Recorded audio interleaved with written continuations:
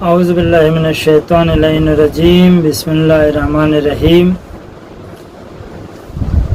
آج سامعین کرام کی خدمت میں ایک ایسی حدیث پیش کرنے جا رہا ہوں جو کہ روزمرہ ہمارے ساتھ رونما ہوتے ہیں ایسے لوگ، اور روز کے دن میں ہم ایسے لوگوں کا سامنا کرتے ہیں، کیونکہ آج کے دور میں انگلش سبھی نے پڑھا ہے، ہندی سبھی نے پڑھا، لیکن قرآن پڑھنا مشکل ہو گیا ہے۔ کیوں مشکل ہو گیا ہے؟ اس لیے مشکل ہو گیا ہے کہ ہم نے انگریزی پڑھنے کے لیے، انگلش پڑھنے کے لیے جتنا خرچ کیا ہے اس کا 1% بھی قرآن میں پڑھنے کے لیے یا قرآن کی تعلیم حاصل کرنے کے لیے ہم نے 1% بھی خرچ نہیں کیا، جس کے بنا پہ لوگ جاہل زیادہ ہیں، پڑھے لکھے جنہیں میں کہتا ہوں اپنی زبان میں پڑھے لکھے جاہل ہیں۔ کیونکہ جب آپ دیکھیں گے کہ جب جاہلوں سے آپ کا سامنا ہوگا تو اگر آپ ان کے ساتھ اٹھے بیٹھیں گے تو وہ کوشش یہ کرتے ہیں کہ تکلیف پہنچائیں، اس کے علاوہ وہ برا بھلا کہنے لگتے ہیں۔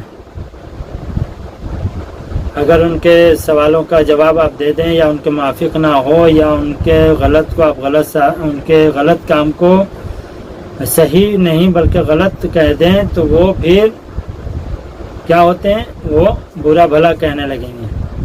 اگر ان سے کوئی راز کی بات کہیں گے جاہلوں سے تو جاہل ایسا ہوتا ہے، کیونکہ میں نے مشاہدہ کیا ہے اور میرے زندگی میں ایسے لوگ بہت ملے ہیں جن کے سامنے اگر راز کی بات کر دیا جائے تو وہ دوسروں سے ظاہر کرنے لگتے ہیں اور پھر بعد میں وہ راز کی بات کے ساتھ خیانت کر بیٹھتے ہیں۔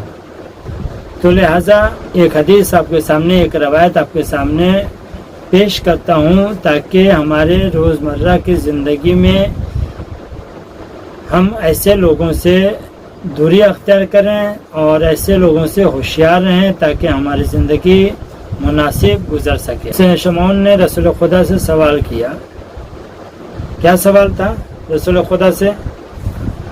کہ مجھے جاہل کی علامتیں بیان فرمائیں۔ رسول خدا نے فرمایا، یہ تحفۃ العقول صفحہ نمبر 18 سے 19 میں یہ روایت موجود ہے، جس کو ہم پڑھ سکتے ہیں، یہ عربی میں بھی ہے اور فارسی میں بھی ہے، اور آج جہاں تک میں نے سنا ہے کہ اب اردو میں بھی تحفۃ العقول آ چکی ہے۔ تو جن حضرات کو اس حدیث کی تصدیق چاہیے وہ کتاب کی طرف رجوع کر سکتے ہیں۔ رسول خدا صلی اللہ علیہ وآلہ وسلم، اللہم صلی علی محمد وآل محمد نے فرمایا، اگر جاہل کے ہم نشین بنو گے، ساتھ اٹھو بیٹھو گے تو وہ تم کو رنج و غم پہنچائے گا، تکلیف پہنچائے گا۔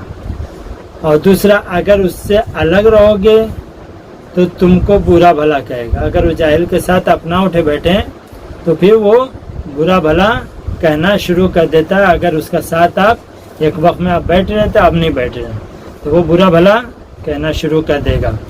اگر کوئی چیز تم کو دے گا، تیسری چیز رسول خدا فرماتا ہے، اگر تم کو کوئی چیز دے گا تو وہ احسان جتائے گا۔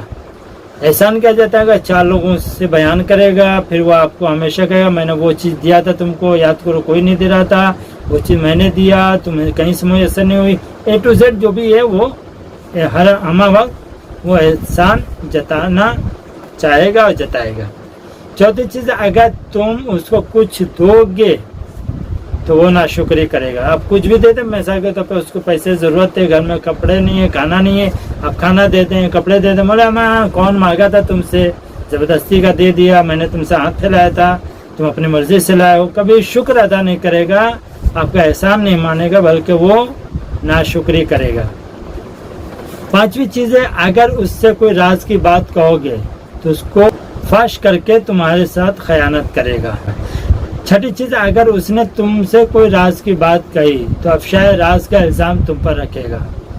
اگر جاہل کوئی ہم سے بات آ کر کہتا ہے اور کہیں سے اس کو معلوم پڑے کہ یہ بات فلاں کو بھی معلوم ہے تو وہ یہ نہیں سوچے گا کہ وہ فلاں کو بات کہاں سے معلوم ہے، بلکہ وہ یہ کہے گا کہ تم نے ہی بیان کیا ہے، یہ جو راز فاش ہوئی ہے، یہ بات جو ہم نے تم کو راز کے طور پہ بیان کیا تھا، یہ تم نے ہی لوگوں سے بتایا ہے، کہ کہیں اور سے یہ بات نہیں لیک ہوئی ہے یا کسی کو پتہ نہیں چلا ہے، تو یہ الزامات لگائے گا۔ ساتویں، اگر بے نیاز و مالدار ہو جائے گا تو مغرور اور سرکش ہو جائے گا اور سختی سے پیش آئے گا۔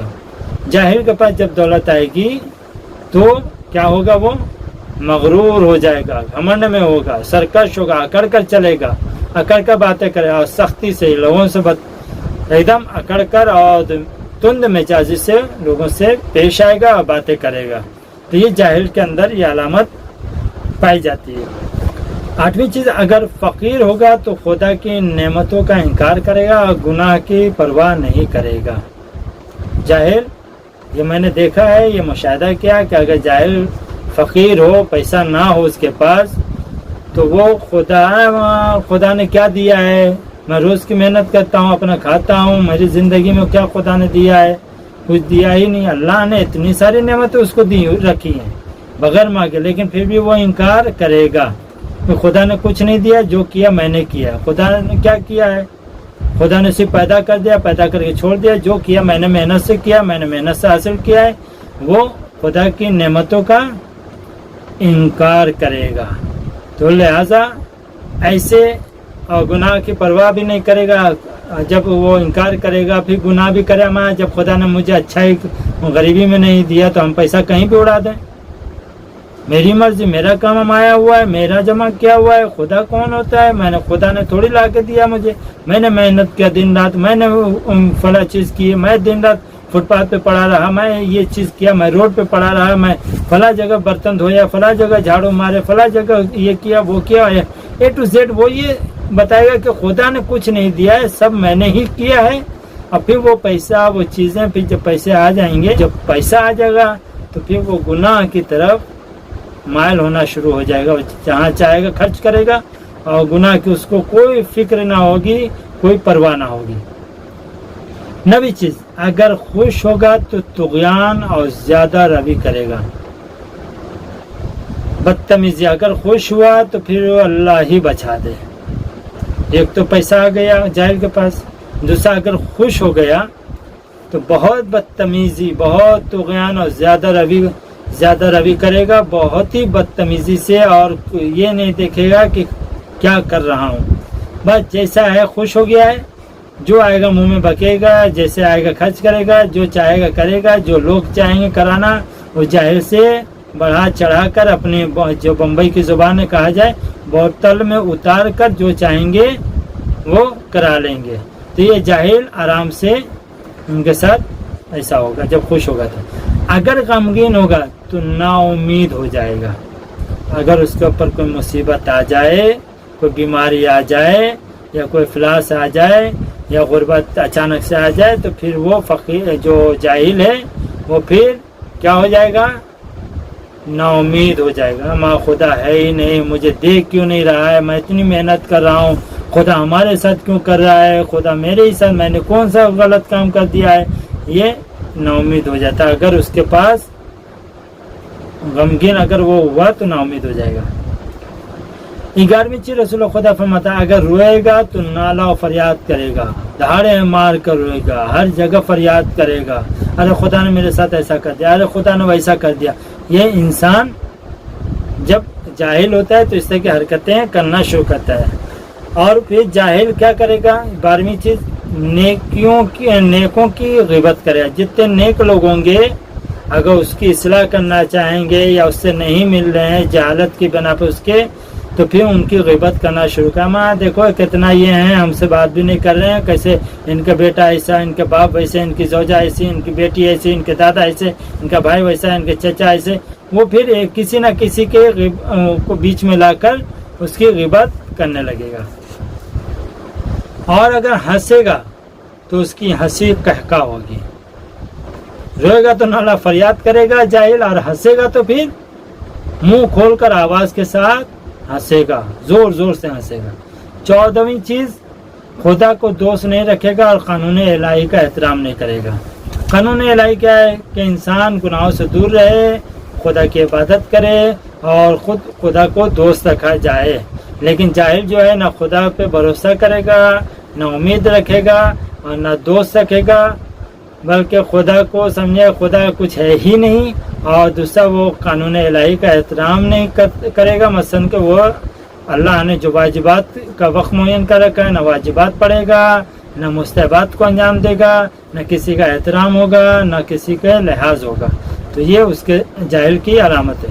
خدا سے شرم نہیں کرے، 15ویں چیز یہ ہے، خدا سے شرم نہیں کرے گا، خدا سے اس کو کوئی شرم و حیا نہیں ہوگا۔ جہاں چاہے گا بیچ روڈ پہ جس کو چاہے گا گالی گفتے لنگا ہو جانا، بد زبان ہو جانا، بد کلام ہو جانا، وہ اس کو کسی کا خدا سے بھی شرم نہیں کرے گا۔ خدا کو یاد بھی نہیں کرے گا، خدا کی یاد بھی نہیں آئے گی اگر تم اس کو خوش کرو۔ اب سنیں، بہت امپورٹنٹ ہے، جاہل کی علامت سن لیجیے۔ 17ویں چیز کیا ہے؟ رسول خدا فرماتے ہیں کہ 17ویں چیز یہ ہے کہ اگر تم اس کو خوش کرو تو تمہاری تعریف کرے گا۔ آپ جاہل کو خوش کر لیجئے، اس کے مزاج کے موافق کر دیجئے، پھر وہ دیکھیے کیسی تعریفیں باندھنا شروع کرے گا۔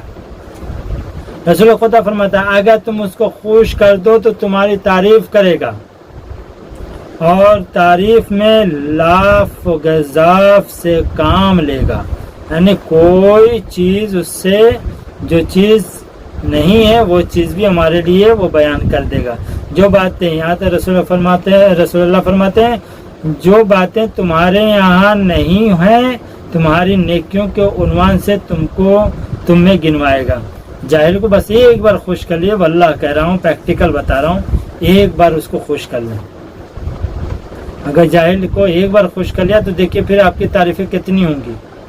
اور کچھ لوگوں نے جاہلوں کو خوش کر رکھا ہے، کچھ نام و نمود علماء نے بھی، کچھ نام و نمود پیسے والوں نے بھی، کچھ نام و نمود عہدیداران نے بھی، کہ جاہلوں کو خوش کر رکھا ہے، جاہلوں کو اپنے ساتھ اٹھا بیٹھا رکھا ہے اور جاہلوں کی تعریف کر دی ہے۔ تو بس اب دیکھیے وہ تھوڑا سا آپ نے خوش کیا، پھر وہ دیکھیں کیا کرتا ہے۔ وہ جو چیزیں انسان میں نہیں ہے، اس عالم میں نہیں ہے، اس ذمہ داران میں نہیں ہے، اس پیسے والے میں نہیں ہے، تو وہ جاہل پھر بتائے گا کہ ان کے اندر کیا کیا نیکیاں ہیں اور کیا کیا تعریف کے لائق ہیں۔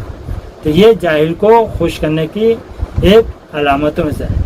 18ویں چیز، اگر تم سے ناراض ہو جائے تو ساری تعریفوں کو ختم کر دے گا۔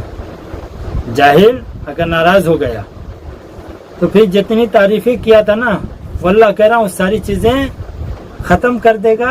اور پھر زمانے میں بتائے گا وہ ہم نے جھوٹ بولا تھا، وہ ایسے ہم غلط فہمی میں تھے اور ایسا کر دیا ویسا کر دیا، وہ تو اس لائق ہی نہیں ہے، ویسے ہے نہیں، صرف اس لیے کہ جاہل کو ہم نے ناراض کر لیا ہے۔